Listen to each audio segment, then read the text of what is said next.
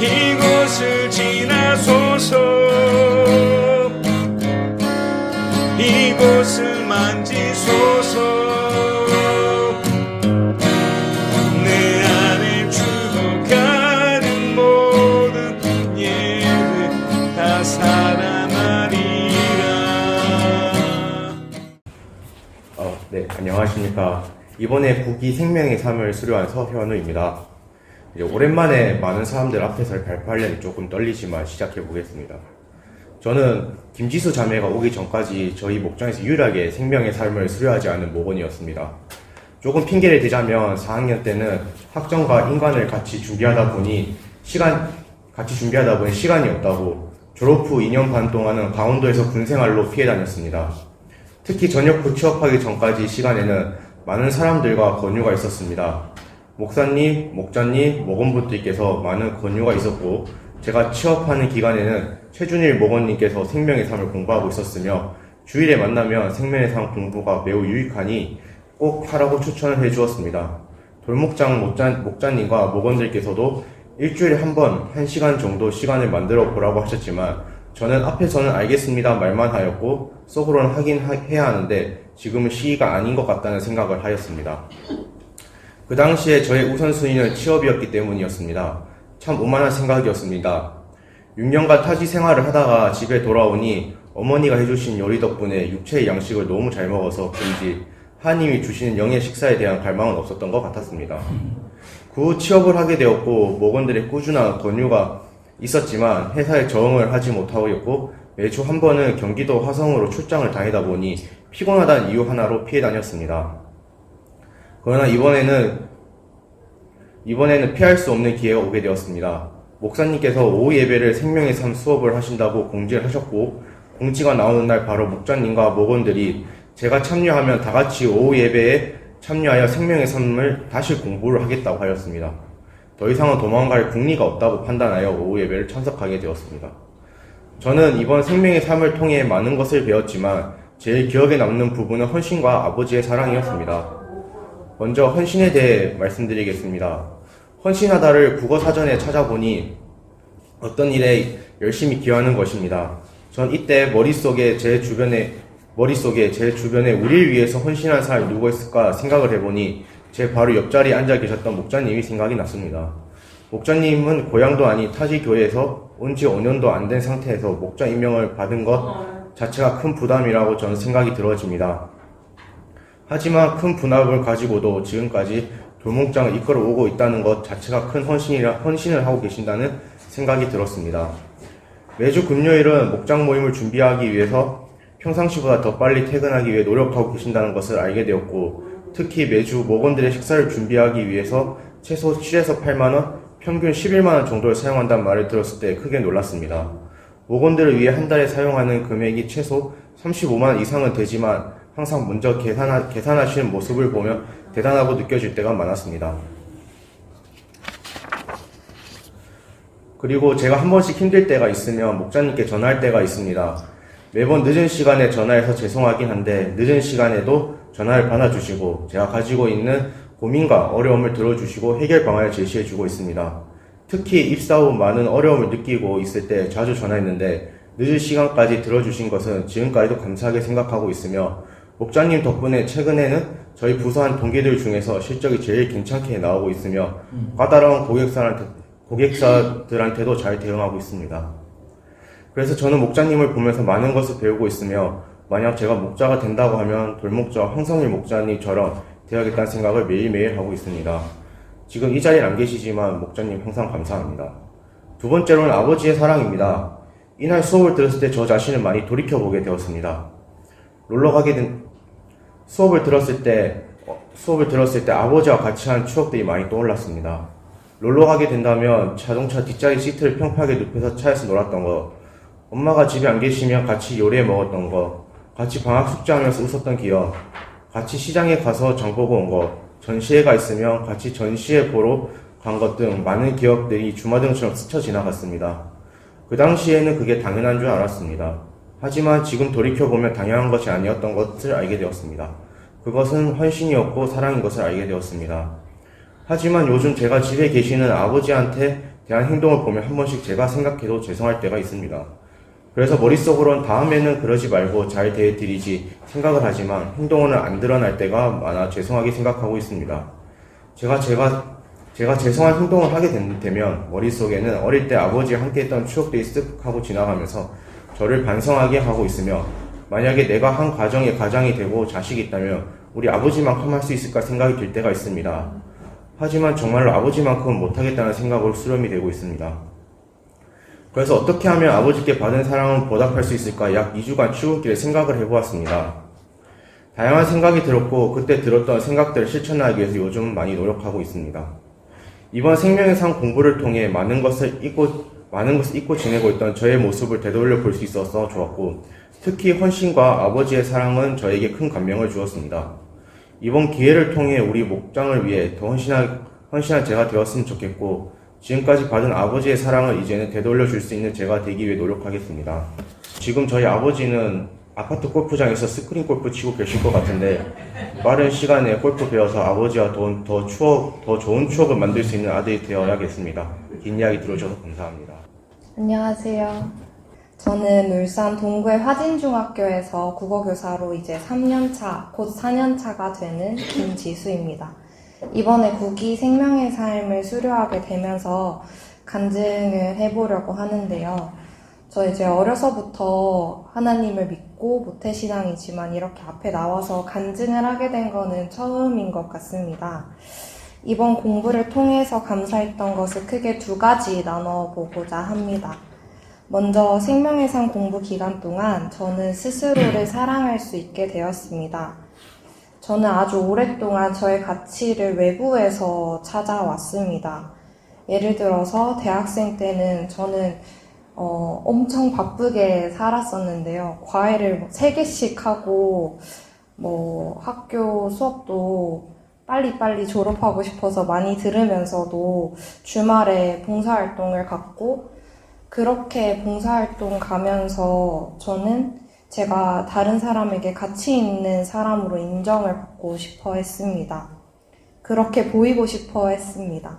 그리고 학생회장 활동도 했었는데 그러면서 학교에 좀 과할 정도로 시간이나 노력을 많이 투자하고 좀 힘들었던 일이 있었는데 몇 달을 그것 때문에 붙잡고 울고 힘들어 하면서 교수님이랑 같은 과 학우들, 사범대학교 학우들한테 인정을 받고 싶어 했습니다.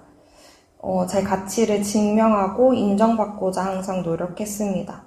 제가 다른 사람에게 쓸모가 있을 때 저는 비로소 안심을 했고, 다른 사람의 평가에 기대서 일희일비하면서 하루하루를 살았습니다. 울산에서 교직생활 하면서도 변하지 않았습니다. 학교에서 선생님들께, 학부모님들께, 그리고 학생들에게 제가 좋은 교사라고 평가를 받을 때만 저는 좋은 사람일 수 있었고 제가 이 세상에 존재하는 이유를 찾을 수가 있었습니다. 그래서 자꾸 혼자가 되는 시간이 무섭고 그 시간을 피하게 됐습니다. 집이 굉장히 싫은 공간이 되었고 그래서 자꾸 친구들이랑 같이 있으려고 하고 연수를 가려고 하고 해서 밖으로 계속 나왔습니다. 지금 생각해보면 그때가 굉장히 괴로웠던 것 같습니다. 늘 저의 가치가 다른 사람에 의해서만 평가가 되고 저의 가치를 다른 사람에게서만 찾을 수 있고 쓸모 있는 사람이 될 수 있었기 때문입니다. 제가 울산에 와서 굉장히 신앙적으로 방황을 많이 했는데요. 올해 하반기에 처음으로 하나님의 채우심을 경험했습니다. 예배에서, 목장 모임에서, 생명의 상 공부에서 점차 세상이 아닌 하나님이 주신 은혜와 사랑을 체험하게 되었습니다. 말씀을 가까이 하니까 하나님께서는 제 행동이 아니라 그냥 저라는 이유 하나로 이렇게 악하고 부족한데도 사랑하고 또 은혜로 이제 저를 구원하셨다는 것을 느꼈기 때문입니다. 그 과정에서 하나님이 제가 목장 모임에 매주 참석할 수 있게 이끌어 주시고 돌목장에서 바이블 타임 챌린지를 시작하게 하고 또 생명의 상 공부도 계속하도록 만드셨습니다. 제가 말씀과 교회 모임 예배를 가까이 하는 것을 하나님이 기뻐하고 있으시구나라는 것을 느껴졌습니다. 특히 생명의 삶 모임에서 저의 삶을 나누는 그 시간에 저는 주님 공동체 안에서 안전하다는 마음이 느껴졌고 저의 마음이 자라나고 또 단단해지고 있다는 것을 느꼈습니다. 저와 친한 사람들은 제가 이상할 정도로 자존감이 낮다고 이야기를 하는데요. 자존감은 자기를 스스로 존중하는 마음이니까 저는 저를 너무 미워했으니 자존감이 낮은 건 당연한 것이었습니다. 제가 귀하게 여김받지 못하는 관계에서도 제가 그걸 벗어나지 못하고 계속 머물러 있었는데요. 또 지금 돌아봐서 생각해보니 하나님 굉장히 속상해 하셨을 것 같습니다. 그러던 제가 이번 가을 살면서 처음으로 제가 스스로 좀 괜찮은 사람인데? 라고 느꼈는데요. 하나님의 사랑과 채우심으로 저를 사랑하고 인정하게 되었습니다. 제 삶의 큰 전환점이 된 신앙적인 성숙을 대성교회 성도님들과 함께 할 수 있어서 그리고 이런 저의 변화를 함께 기뻐해 주시고 기도해 주시고 응원해 주셔서 감사합니다. 아주 든든합니다. 다음으로 저는 이러한 마음으로 다른 사람들을 사랑할 수 있게 되었습니다. 이전에는 자기 채움 없이 제 그릇이 텅 비어 있는데도 다른 사람을 위해 살고 희생하면서 위안을 얻었습니다. 이렇게 다른 사람을 통해 저를 채우려고 하니까 자꾸 다른 사람에게 의존하고 이런 마음은 하나님이 아니라 자꾸 세상에 의지하게 만들기도 했습니다. 친구들과의 시간 또는 학생들과의 연결됨 등을 중요하게 생각하니까 오히려 하나님과 멀어지게 되었습니다. 이때 저는 굉장히 많이 방황을 해서 성경적인 조언이 귀에 들어오지 않았습니다. 주의를 지키고 말씀을 가까이 해야 하는 것을 알면서도 그렇게 하지 않게 되었습니다. 그런데 그렇게 하면 할수록 제 가치를 채워서 제가 좋아지지 않고 점점 제가 싫어지게 되었습니다. 끝없이 자기 혐오의 시간에 빠져서 침대에 누우면 혼자 있는 시간이 너무 싫고 막 눈물이 이유 없이 날 때도 많았습니다. 열심히 살고 있는데도 분명 만족감이나 안정감, 채워짐, 기쁨이 제 삶에 없었습니다. 그렇게 저의 자기 혐오 최고치를 찍었을 때 문득 하나님이 저에게 그만 돌아오라고 신호를 주셨습니다. 그날은 아마 언니들은 모를 텐데 제가 원래 있었던 운동이랑 약속을 다 취소하고 목장 모임에 갈 수 있다고 했던 날이었는데요. 그때 언니들이 동구까지 와주셨습니다.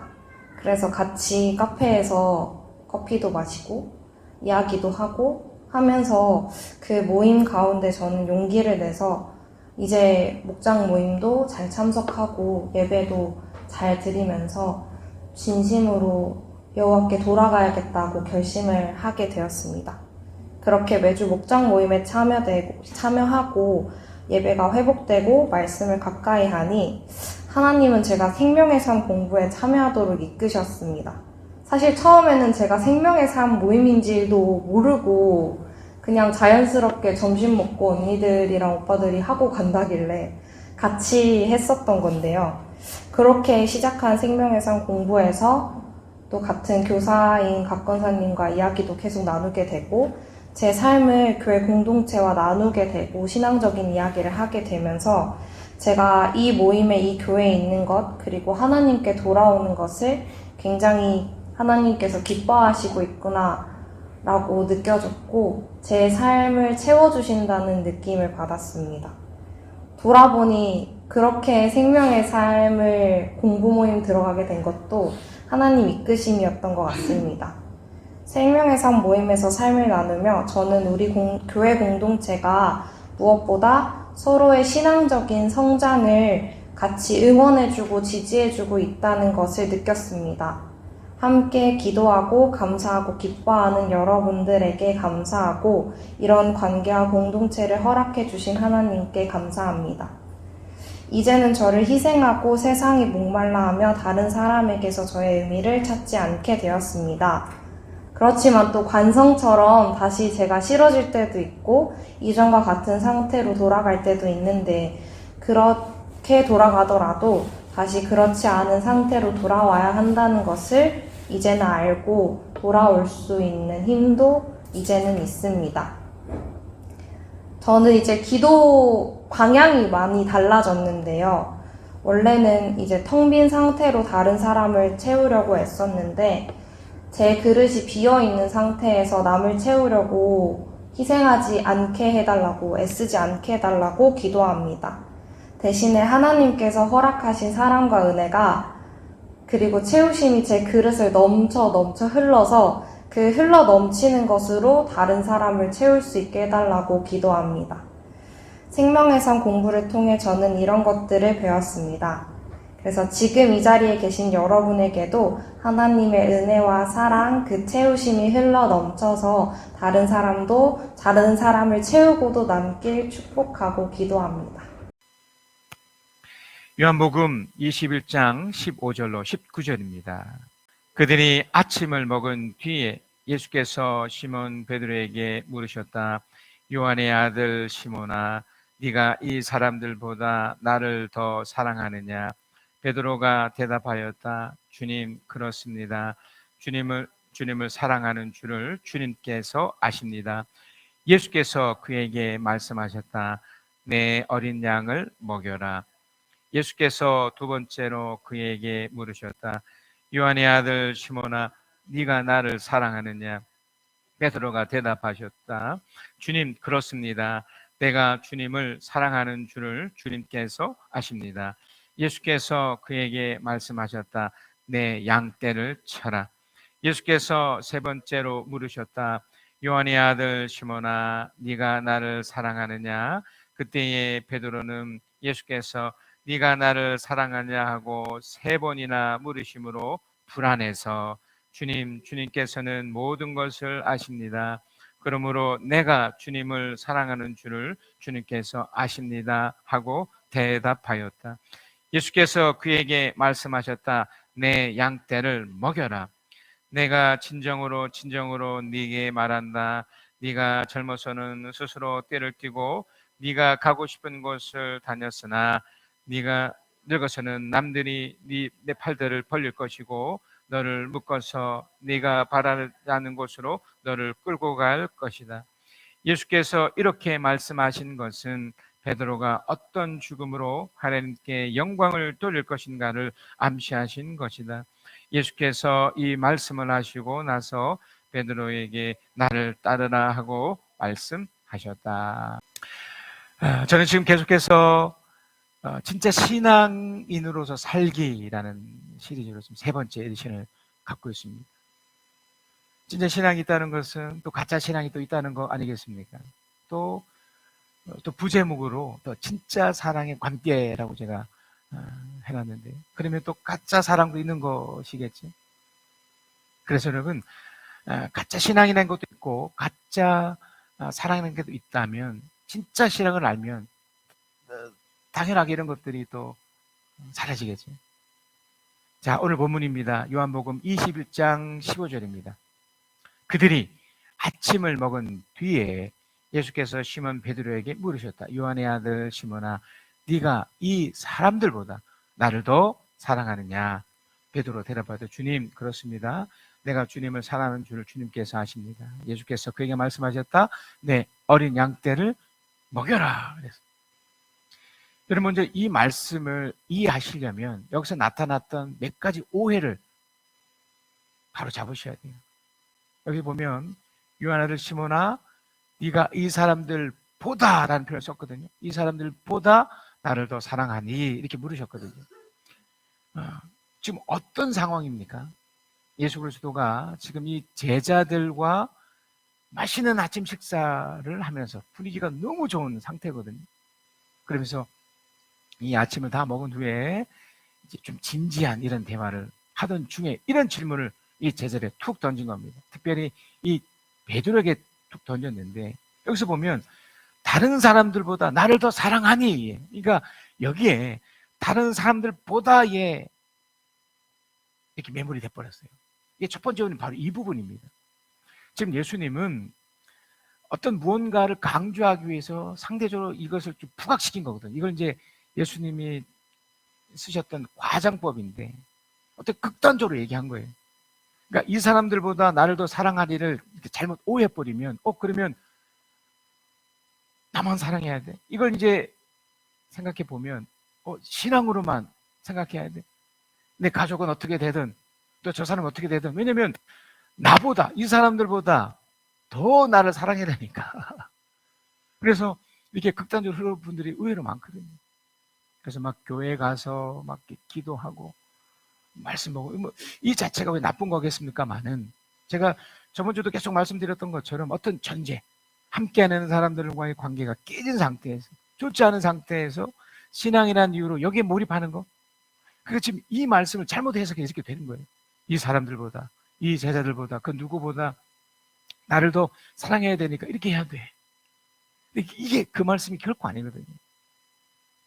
자, 뭘까요? 제가 이미 말씀드렸듯이 이게 과정법이라고 그러지 않습니까? 예수님이 쓰셨던 과정법 중에 아주 무시무시한 과정법이 있거든요. 자, 마가복음 9장 42절에 47절입니다. 또 나를 믿는 이 작은 사람들 가운데서 하나라도 죄 짓게 하는 사람은 차라리 그 목에 큰 맷돌을 달고 바다에 빠지는 편이 낫다. 여러분, 이게 죄 졌다고 죽으라는 소리잖아요. 43절. 네 손이 너를 죄 짓게 하거든. 우리 손이 죄 지을 수 있지 않습니까? 근데 그것을 어떻게 하라고 그럽니까? 찍어버려라.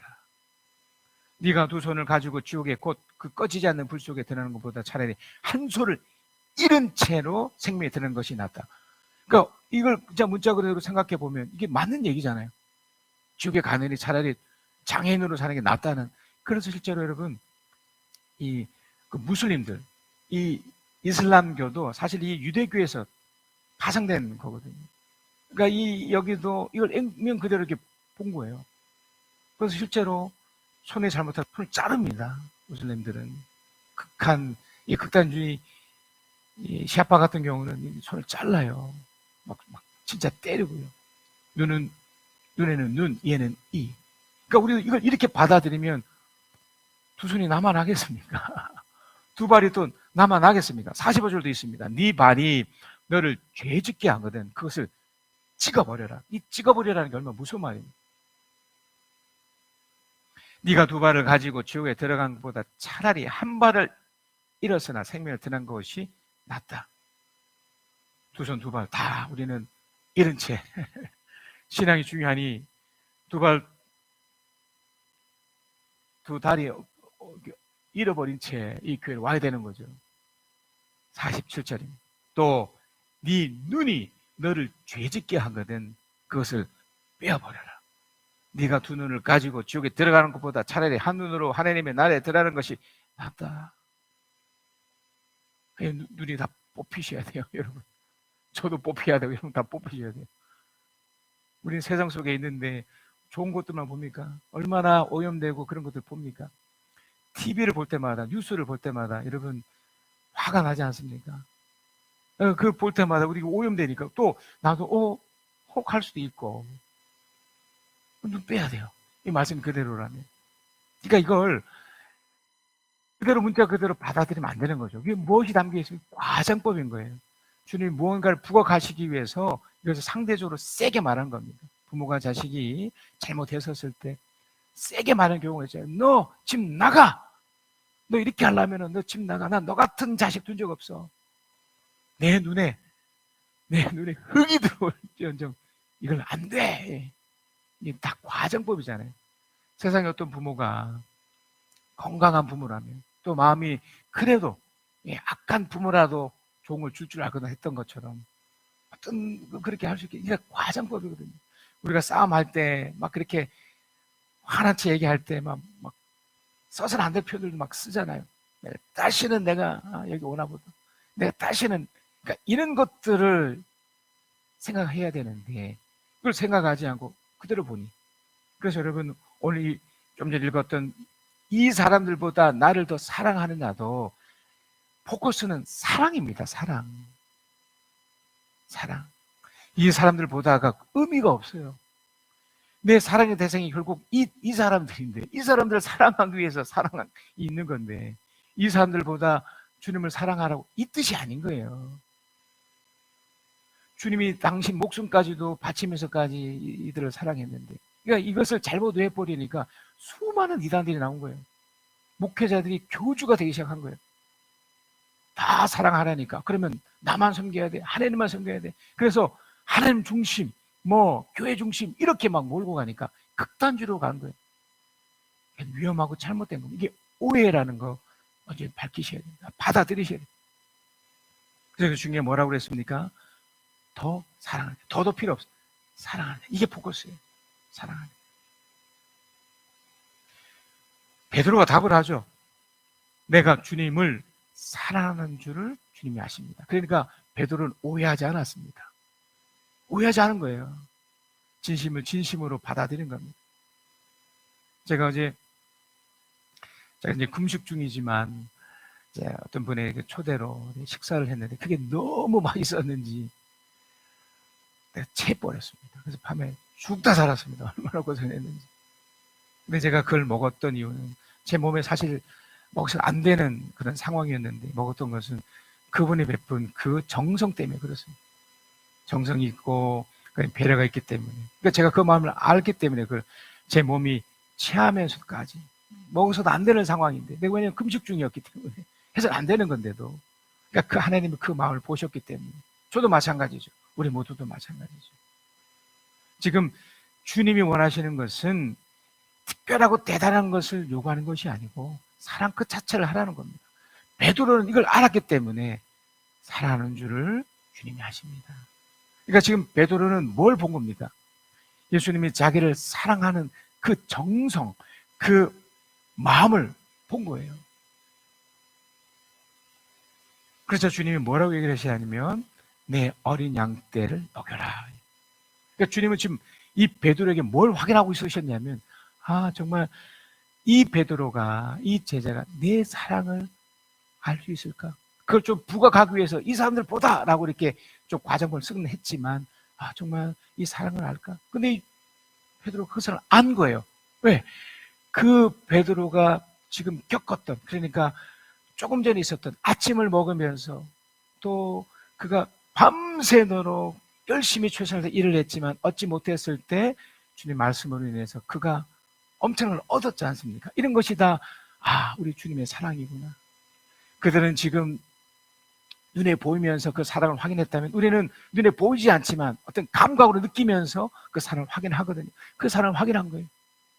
그러자 주님이 내 양떼를 먹여라. 그러니까 이 양떼를 먹일 수 있으려면 반드시 이것이 깔려 있어야 돼요. 그 사랑이 확인받고 확인받으셔야 돼요. 확인하고 확인받으셔야 돼요. 여기서 내 어린 양떼라는 게 뭘까요? 여기서 주목해야 될 게 어린이라는 표현이에요. 어린 표현. 어린이라는 표현. 그러니까 feed my lamb이라는 뜻인데 이게 feed, 먹이다라는 겁니다. 그들이 지금 아침을 먹고 있잖아요. 근데 어떤 누군가에게 어린 사람들에게 어린 양. 저는 이걸 또 다르게 또 해석을 했는데 뭐냐면 그 어리다는 것을 그냥 연약하고 약한 것도 있지만 상처받은 사람들. 상처받은 사람들. 지금 베드로도 어떻게 보면 상처받은 상태잖아요. 왜냐하면 최선을 다해 일했지만 결국 얻지 못했잖아요. 그 노력이나 그 최선이 잘못된 건가요? 아닙니다. 정당하고 올바른 겁니다. 그러나 대가를 못 받았죠. 그러니까 거기서 오는 상대적인 박탈감도 있었을 거고 또 거기서 오는 상처가 있었던 거예요. 왜? 내가 이렇게 노력했는데 이렇게 했는데 왜 얻지 못한 거지? 차라리 노력을 안 했으면 차라리 최선을 다하지 않았으면 괜찮을지 모릅니다. 그냥 결국 상처받은 거죠. 근데 주님이 그 상처받은 그 베드로에게 오셨던 것처럼 어린 양을 먹이라는 것은 그 상처받은 사람에게 그렇게 하라는 겁니다. 그 상처받았다는 게 또 어떤 걸 의미할까요? 감정이 상해 있는 상태잖아요. 우리가 가장 쉽게 이해하면 바로 그겁니다. 스스로는 마음이 불편한 상태고 감정이 상해 있는 거예요. 화가 나 있는 정도는 아니지만 이렇게 우울하거나 뭔가 이렇게 좀 그러니까 기쁘지 않은 상태, 행복하지 않은 상태, 그걸 상처받았다고 생각하시면 돼요. 또 이것이 상식 밖의 행동을 할 때도 나타나죠. 의외의 행동들을 할 때가 있잖아요. 이게 어떻게 보면 객기 부리는 거죠. 그래서 이제 술 먹은 사람들이 이런 행동을 잘하게 돼 있어요. 상처받았다는 증거예요. 술을 먹을 때는 좋지만 이게 기분이 좋아지니까 또 이렇게 뭔가 또 이게 뇌가 또 마취된 상태니까 막 이렇게 막 울분을 토하고 막 화를 내고 아니면 잡버리고 뭐 이렇게 하잖아요. 그게 상처받았다는 증거입니다. 자, 그러면 이것이 어떻게 치유가 될까요? 이게 중요하지 않겠습니까? 왜냐면 먹이라고 그러잖아요. 그 상처받는 사람에게 먹이. 그러니까 베드로가 치유됐던 것처럼 하면 돼요. 어떻게 치유됐나요? 잘 먹었잖아요. 그 먹었는데 어떻게 먹었습니까? 진심과 사랑이 담긴 그 예수 그리스도가 그의 노고를, 그런 수고를 인정해 준 거잖아요. 제가 어제 그 모임에서 그 상대방의 그분의 그 정성을 제가 받았기 때문에, 제가 그걸 인정했기 때문에 그런 상황 속에서도 제가 먹었던 것처럼 주님은 그런 상황 속에서 펼칠 수 있도록, 그러니까 하나님 우리에게 그런 마음을 주셨던 겁니다. 그러니까 치유한다는 것이 결국은 이 상태가 되는 겁니다. 그러니까 여러분이 이제 회복이 돼서 누군가에게 이 상처받는 사람을 치유하려면 진심을 담긴 그런 밥 한 끼를 잘 대접하시면 돼요. 정성을 다해서. 많은 말이 필요 없습니다. 그 담긴 정성으로 이렇게 베풀면 다 오게 되어 있는데, 그럼 이거 언제까지 해야 돼요? 그죠? 이거 언제까지? 그 상대가 그걸 받아들일 때까지. 제가 오늘 우리 서현 형제와 우리 지수 자매의 이 간증을 들으면서 눈물이 났습니다. 우리 이제 돌목장, 우리 황선일 형제, 또 우리 조유민, 우리 자매. 사실 여러분 뭐 아신 분들은 다 아시겠지만 우리가 이 청년들이 진짜 많았었잖아요. 네, 정말 많고 그랬었는데 어찌됐든 사람들이 떠나가고 다 하고 딱 2명이 남겼을 때가 있었습니다. 우리 김여경 자매와 그다음에 우리 예지가 이렇게 남았을 때, 우리 그때만 해도 우리 안 떠나주고, 그 김여경 자매하고 우리 예지하고, 특별히 이제 김여경이 혼자 있었는데, 그때 아직 우리 사택을 옮기기 전, 옮겼을 때였군요. 우리 이곳에서, 우리 교회 사택에서 첫 모임을 가졌죠. 우리 집에서 모임을 무려 3년 동안이나 계속 그 과정에 우리 황선 형제는 바로 옆에 이쪽에 살고 있었거든요. 우연히 교회 한번 왔다가 우리 아내의 그 레다망에 딱 걸려가지고 함께 와서 같이 밥 먹기 시작하고, 그게 무려 3년을 우리가 그렇게 했습니다. 우리 저쪽에 옮기면서도 3년간 꾸준하게 매주마다 같이 밥을 먹고 같이 나누고 이렇게 했던, 한 3년쯤 하셔야 됩니다, 여러분.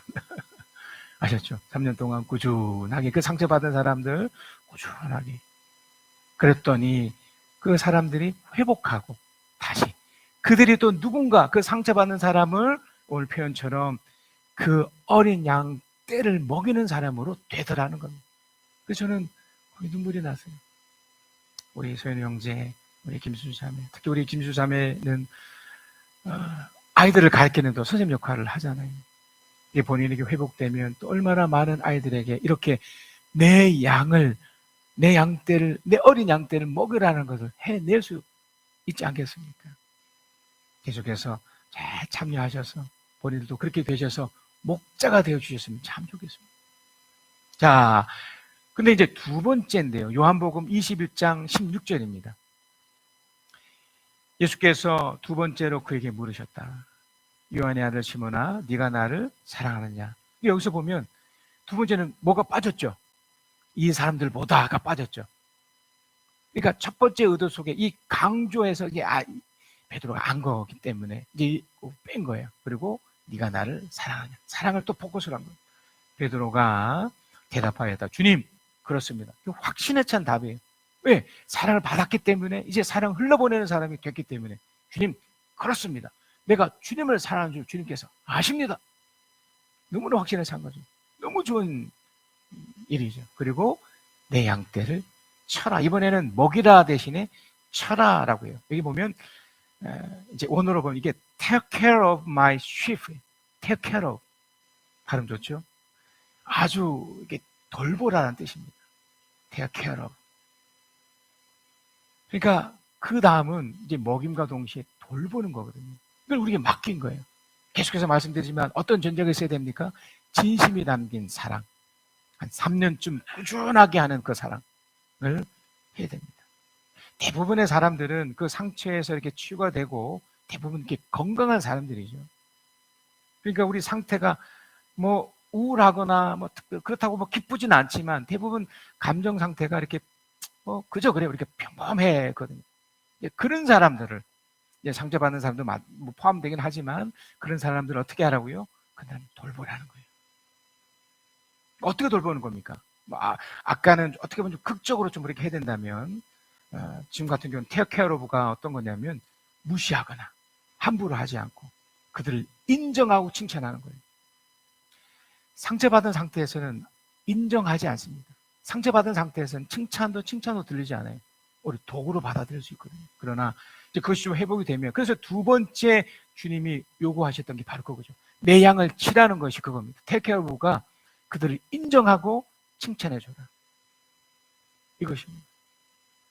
베드로 역시도 자신의 인정을 받은 거지 않습니까? 네가 잡은 고기를 가져오라고 그랬습니다. 네가 잡은 고기. 하나님의 말씀에 의해서 신앙에 의해서 분명히 얻은 것이 분명하지만 밤새도록 얻지 못한 그 부분이 있었지만 네가 잡은 고기라잖아요.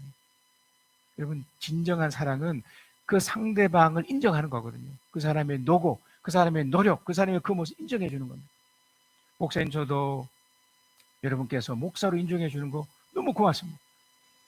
늘 대표기도 해주실 때마다 홍석봉 목사님 이렇게 해줄 때마다 너무 저는 기분이 좋아요. 또 이렇게 만날 때마다 목사님 참 고맙습니다 할 때마다 마찬가지죠. 여러분들 누군가에게 그 상대방의 그런 것을 인정하고 칭찬해 주시면 그 자체가 무엇이 됩니까? 하나님 기뻐하는 일이 되고 그것이 바로 하나님 원하시는 삶이 되는 겁니다. 자 이제 세 번째인데 이 부분이 좀 어려울 수 있습니다. 자 요한복음 21장 17절입니다. 예수께서 세 번째 물으셨다. 그러니까 두 번째까지는 받아들이겠어요. 근데 세 번째 이 질문이 좀 헷갈릴 수 있거든요. 왜냐하면 똑같은 질문인데 또 다른 뭔가가 나오거든요. 자, 요한의 아들 시몬아, 네가 나를 사랑하느냐? 다른 이들보다 이게 또 빠졌죠? 사랑하느냐? 그때 베드로는 예수께서 네가 나를 사랑하느냐 하고 세 번이나 물으심으로 불안해서, 또 다른 표현은 근심해서, 그러니까 개역개정에서는 이걸 근심하다라고 했고요. 우리 세번역에서는 불안해서. 뭐 비슷비슷하죠. 이게 불안해할 이유가 없잖아요. 근심할 이유가 없는데 주님이 또 세 번째 물으시니까 이게 어떤 또 다른 의도가 있는 거예요. 그렇죠? 그러면서 얘기를 합니다. 주님께서는 모든 걸 아십니다. 그러니까 지금 베드로는 주님의 또 다른 의도를 이제 안 거예요. 그러므로 내가 주님을 사랑하는 줄을 주님께서 아십니다. 어떤 건가 있을까요? 그러니까 베드로는 어쩌면 저도 약간 베드로 성향이 좀 있는데 굉장히 다혈질적이고 기복이 심한 사람입니다. 그러니까 좋을 때는 하루 좋다가 또 무너질 때는 하루씩 무너졌던 사람이고 또 부활의 주를 만났음에도 불구하고 또 이후의 삶도 늘 이렇게 됐거든요. 우리 사람이 쉽게 변하지 않잖아요. 그러니까 신앙이라는 것도 항상 있어서 참 좋고 행복한 거지만 또 무너질 수 있다는 겁니다. 늘. 그러니까 불안한 거예요. 그러니까 근심한 거예요. 우리도 오늘 이게 신앙을 통해서 오늘 예배를 통해서 여러분 분명히 은혜 받으실 겁니다. 감동을 느끼실 거고 그럼에도 그 다음날 됐더니 막 마음이 무너질 때도 있고 또 막 화가 날 때도 있고 스스로가 너무 비참해질 때도 있고요. 물론 유지될 때도 분명히 있겠지만 그러니까 이걸 베드로가 안 거예요. 그러니까 주님도 이런 의도로 얘기하신 거예요. 네가 나를 사랑하는 줄 알지만 또 첫 번째 질문, 두 번째 질문처럼 네가 그렇게 할 줄 알지만 그럼에도 네가 또 넘어질 수 있어. 네가 불안해할 수 있어. 네가 근심할 수 있어. 왜냐면 우리가 오늘만 사는 게 아니잖아요. 내일도 살아야 되고 계속 주님 오실 때까지 우리가 주님께 갈 때까지 계속 살아야 되는데 유지되면 참 좋겠지만 주님의 그 사랑 가운데 유지되면 참 좋지만 또 무너질 수 있기 때문에. 그래서 이 베드로가 이 멋진 대답을 했던 겁니다. 주님께서는 모든 것을 아십니다. 모든 것을 아십니다. 이게 중요한 겁니다. 여러분, 우리 인생이 참 좋은 일들만 있을 것 같지만 분명 2024년도에도 가슴 아픈 일이 반드시 있습니다. 없으면 참 좋겠지만 있을 때 우리는 불안할 수 있고 안타까울 수 있는데 주님이 이걸 다 아시기 때문에 또 우리도 그걸 또 어느 정도 알기 때문에 우리는 어떻게 되는가요? 주님을 그런 상황 속에서도 붙잡아야 되죠. 놓으면 안 돼요. 사실 우리는 여러분 이걸 또 확인하셔야 됩니다. 하나님, 제가 정말 주님 잘하겠습니다라고 고백하지만 내일 또 무너질 수 있습니다. 그래서 주님이 이것까지도 저를 아시기 때문에 하나님, 그럼에도 불구하고 제가 주님을 붙잡겠습니다. 제가 넘어진 중에서라도 저를 잊지 말아 주십시오. 저를 붙잡아 주십시오. 저도 주님 붙잡겠습니다. 어쩌면 내일 나 자신은 도망갈지 모릅니다. 숨을지 모릅니다. 그러나 주님 저를 붙잡아 주시옵소서. 그래서 주님이 똑같은 얘기하죠. 네 양떼를 먹여라. 그럼에도 불구하고 여러분이 맡은 사람들, 여러분의 가족, 여러분의 목장 식구들 3년 동안 그렇게 했음에도 불구하고 그 다음날 부쩍 떠날 수 있습니다. 가슴 아프게 할 수 있습니다. 내 자식이 그렇게 잘했고 그렇게 훌륭했는데 무너질 수 있습니다. 그럴 때 그 마음을 불안해하고 근심하지만 무너지지 마시고 다시 일어나셔서 다시 이 작업을 하셔야 됩니다. 주님께 나아갑니다. 주님 붙잡습니다. 다시 그를 사랑하고 용서하고 그렇게 할 수 있도록 역사해 주시옵소서. 여러분, 저는 지금 계속해서 이 진짜 신앙이 얼마나 중요한지를 제가 설명을 하고 있는데 성탄절에도 제가 기도하면서 이 주제를 계속 이어서 해야겠구나라는 생각이 들었습니다. 여러분, 추위가 지금 있지 않습니까? 겨울에 추워요, 그죠? 근데 이 추위가 견딜만한 추위가 있습니다. 지금은 좀 견딜만하죠? 네, 저번 주만 해도 견디기 힘든 추위가 왔습니다. 그죠? 그리고 견뎌서는 안 된 추위도 있어요. 절대로 견뎌서 안 돼. 무지막지한 추위도 있는 거죠. 제가 그 강원도 철원에서 군 생활을 했었는데요. 그 제가 잊을 수 없는 게 바로 이 추위입니다. 이 철원의 날씨. 그때 영하 20도까지 제가 경험을 해봤는데요. 진짜 정말 추웠습니다. 가만히 서 있지를 못합니다. 그 밖에 나가서 이제 이 근무를 쓰지 않습니까? 그러면 이 추위의 싸움입니다. 이 적군과의 싸움이 아니고 추위의 싸움이에요. 얼마나 끼어 있고 나가는지요. 아마 군 생활 하신 분들은 다 또 이해하실 수 있으리라 모르겠는데 저는 워낙 또 전에 일이니까 90년대 초반이니까 저 같은 경우도 그러니까 이게 이 무지막지한 거죠. 이게 죄송합니다. 무지막지한 이 추위로 인해서 참 이게 힘들 수 있는 이 추위인데 놀라운 것은 이게 견뎌집니다. 동상도 걸리고 이렇게 견뎌진다는 겁니다. 그러니까 우리가 생각하는 이 추위가 생각보다는 세고 강해서 또 견디기 힘들 것 같아도 막상 이렇게 적응하면 사람이 한 영하 20도까지는 견딜 수 있답니다. 근데 이제 20도가 넘어버리면 최근 뉴스 보니까 강원도 철원에도 영하 무려 75도까지 갔다니까요. 그러니까 체감온도는 30도쯤이죠. 그러면 사람이 또 저체온 쪽으로도 죽을 수도 있기 때문에 굉장히 위험한 거라고 하더라고요. 그런데 우리가 이 추위도 적응을 하지 않습니까? 그러면 견뎌집니다. 여러분, 우리 주 예수 그리스도가 이 땅을 태어났었을 때 어떠셨을까요? 특히 그 아이를 잉태했던 그 마리아와 그 남편이었던 그 요셉의 그 상황을 이해를 하면 견디기가 힘들지 않았을까? 어쩌면 견뎌서는 안 되는 상황이지 않았을까요? 그 당시에 이제 악법 중에 어떤 법이 있었냐면 호구조사라는 게 있었습니다. 지금은 뭐 인터넷으로 하고 뭐 전화로도 하고 뭐 그렇게 이제 조사를 할 텐데 그때는 직접 자기가 태어난 곳을 갔었어야 됩니다.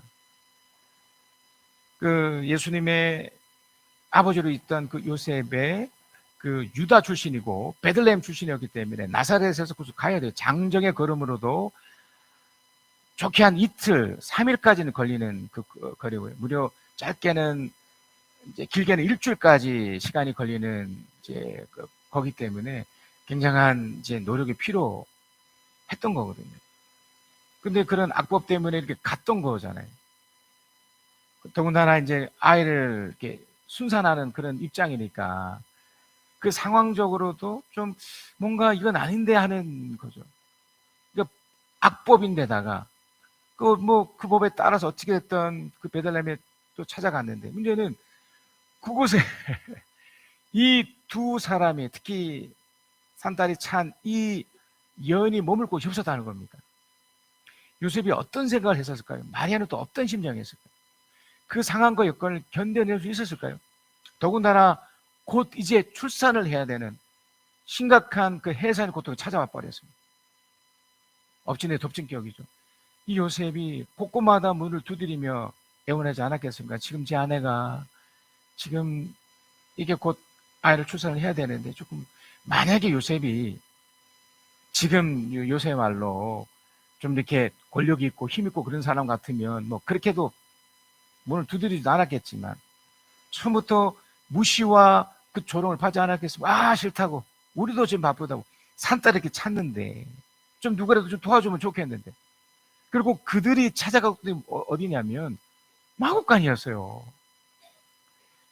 우리가 이제 어떤 그림을 보거나 영상을 보면 아주 그럴싸하게 생각을 하는데요. 그렇지 않습니다. 제가 어릴 때 우리 할아버지 집이 그 소를 키우는 그런 공간이 있었습니다. 저는 그곳을 지나갈 수가 없었습니다. 그 냄새 때문에. 견딜 수 없는, 견뎌서는 안 되는 냄새였어요.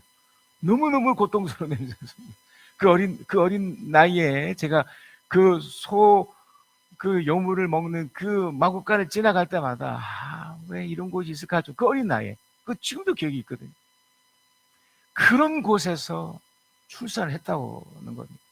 더군다나 그 당시에는 위생 감염이 지금보다 얼마나 더 열악했겠습니까? 그런 끔찍한 상황에서 예수가 탄생을 했다는 그 자체만으로도 이건 견뎌서는 안 되는 너무나 무지막지하고 끔찍한 상황이지 않겠습니까? 시간이 지나서 그게 뭐 좋게 해석하니까 그러려니 하지만 그 당시 그때로 들어가면 이건 제가 소대에 말씀드렸던 견뎌낼 수 없는 견뎌서는 안 되는 그런 상황이 됐던 겁니다. 산딸이 이제 임박이 된 거 아닙니까? 아무도 도와주던 사람 없이 그 냄새나고 비위생적이고 그 무지막지한 그 사람 사는 것도 아닌 그 짐승들이 있는 지금 짐승들도 지금 개들도 따뜻한 방에서 인간처럼 대우받는 이 세상인데 우리 주님은 그곳에 태어난 거예요. 주님도 주님이지만 그것을 받아냈던 그 남편이었던 그 요셉과 그 아내였던 그 마리아는 그게 얼마나 이 트라우마로 남아있지 않았겠습니까? 그 상황. 가끔씩 우리 어르신분들의 그 과거 얘기를 들어보면 뭐 끔찍하죠. 6.25 전쟁 이야기부터 시작해서 60년대, 70년대 그 최근에 봤던 그 서울의 봄 그 관련된 영화를 저도 이렇게 봤었는데 울분이 막 일어나더라고요. 그 당시에 그런 사회적으로 그런 악하고 못된 그런 상황들 우리 주님이 그래서 태어난 겁니다.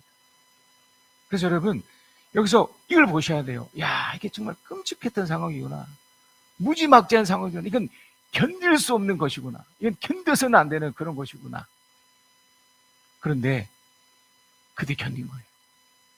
이 첫 번째 포인트는 이겁니다, 여러분. 그 남편이 어떤 마음이었겠습니까? 저는 이런 생각이 들었습니다. 저도 제 아이를 이렇게 받아봤지만 두려움이 있고 이런 상황이 정말 말도 안 되게 펼쳐졌을 때 딱 두 가지 마음이 들거든요. 한 가지 마음은 이왕 이렇게 된 거 그냥 포기해버리자. 충분히 그럴 수 있지 않겠습니까? 그렇게 한들 또 누가 뭐라 하겠습니까? 그 끔찍한 상황인데 아내가 죽을 수도 있고요. 아이가 죽을 수도 있는 상황이잖아요. 그 말도 안 되는 상황에. 그래서 함께 했던 사람들이 포기할 수 있습니다. 요셉도 포기할 수 있고요. 마리아마저도 얼마나 하나님을 원망했겠습니까?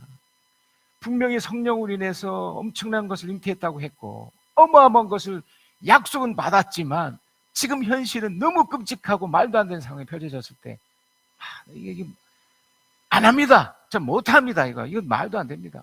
써서 아이를 낳을지라도 무슨 낙이 있겠습니까? 이런 끔찍한 상황인데 아마 그 아이를 받았을 때 그 남편이었던 요셉이 받았을 건데요. 말도 안 되는. 그러나 계속 말씀드리지만 그 견딘 거예요.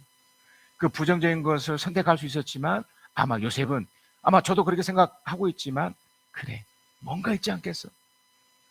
우리 모두는 다 그렇기 때문에 여기까지 오신 겁니다. 이 코로나도 이겨냈고 그 힘든 모든 것들도 결국 이겨낸 거죠. 견뎌냈던 그 원동력이 뭐였을까요? 자, 오늘 본문에도 그 부분이 나옵니다. 이 베드로가 앞으로 어떻게 될지를 지금 기대하게끔 하는 주님의 말씀이 있습니다. 오늘 본문 21장 18절입니다. 분명 17절까지는 굉장히 멋진 표현이에요. 그런데 18절에 보면 내가 진정으로 주는 네게 말한다. 내가 젊어서는 스스로 뜰을 띠고 네가 가고 싶은 곳으로 다녔으나 이 다음 구절이에요. 네가 늙어서는 남들의 네 팔을 벌릴 것이고 너를 묶어서 네가 바라지 않는 곳으로 너를 끌고 갈 것이다. 그냥 단순하게 문자적으로 보면 야 이건 뭐야 좀 이상한 표현이지 않나? 좀 왜 이 얘기를 이때 하지? 이 베드로의 이때 나이가 30대 후반 40대 초예요. 가장 왕성한 시기예요. 근데 뜬금없이 주님이 점핑하셔서 늙었을 때 무려 30년 40년 후를 얘기하시거든요. 늙어서는 지금 한창일 때인데 그러니까 이거는 부정적인 표현이 아니에요. 뭐냐면 네가 앞으로 이렇게 될 것이라는 예측 가능한 미래를 주님께서 제시하신 겁니다. 여러분 우리가 다 늙어갑니다. 저도 지금 어느덧 이제 50대 초반이고 60대, 70대, 80대 아마 저는 하나님께서 은혜 주셔서 100살 넘게도 저 살 거라 믿지만 분명히 늙어갈 건데 문제는 여러분 그걸 예측이 가능할까요? 주님은 지금 베드로에게 긍정적으로 지금 작용하신 말씀을 주신 거예요. 긍정적인 무언가를 작용하도록 이렇게 말씀하신 거예요. 너 이렇게 늙어서 이렇게 될 거다. 너 끝날 것이다. 이게 아니고 어차피 늙어가지만 하나님이 미리 내다볼 수 있도록 주신 겁니다. 뭐 거기 보면 네 팔을 벌릴 거고 너를 묶어서 네가 바라지 않는 곳으로 끌고 갈 것이다. 그냥 부정적으로 보지만 이건 순교를 말하기도 하고요. 또 네가 알지 못하는 또 다른 무엇인가를 내가 너에게 주겠다라는 또 긍정의 표현일 수도 있다는 겁니다. 그러니까 예수 그리스도의 탄생 때 그 요셉과 그의 어머니 마리아는 분명 그 끔찍하고 말도 안 되는 상황이지만 예측 가능한 미래를 내다봤다는 겁니다. 그러니까 여러분이 이걸 붙잡으셔야 돼요. 여러분 어차피 2024년도도 우리 2023년도에도 겪었던 것처럼 뜻하지 않은 일들이 많이 겪어집니다. 추위 때문에 이 물이 얼을 줄 어떻게 알았겠습니까? 지금 망가져가지고 조금 있으면 물 폭탄을 또 받게 생겼는데 이걸 예측했겠습니까? 그러나 하나님께서 이것에 대한 긍정적인 무엇인가를 기대하고 있기 때문에 고치면 됩니까? 또 풀리면 되니까. 그러니까 하나님은 우리들에게 이걸 주시기 위해서 이 말씀을 주신 겁니다. 여러분에게 긍정적인 미래를 향해 뭔가를 할 수 있도록 제시하고 있으시다는 겁니다. 베드로는 이걸 붙잡았습니다.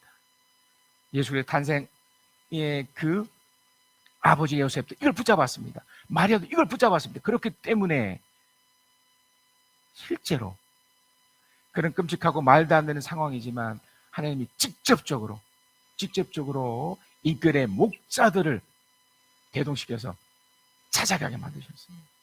저 멀리 뜬금없이 동방에 있는 박사들을 보내주셔가지고 그 예수가 얼마나 앞으로 이 땅 가운데 얼마나 엄청난 것을 할 것인가. 무려 30년 후의 일이지만 그들이 그 어린 아기 앞에 무릎 꿇고 절하는 그 장면을 두 부모는 목격하게 되는 겁니다.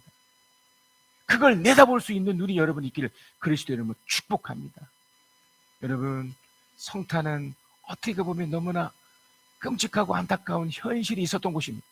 그러나 하나님이 그 내다볼 수 있는 그 눈을 주셨기 때문에 충분히 그것을 견디고 감내할 수 있었다는 겁니다. 여러분 앞에 이런 축복의 말씀과 이걸 통해서 여러분이 느끼고 경험하실 그리스도 이름으로 축복합니다.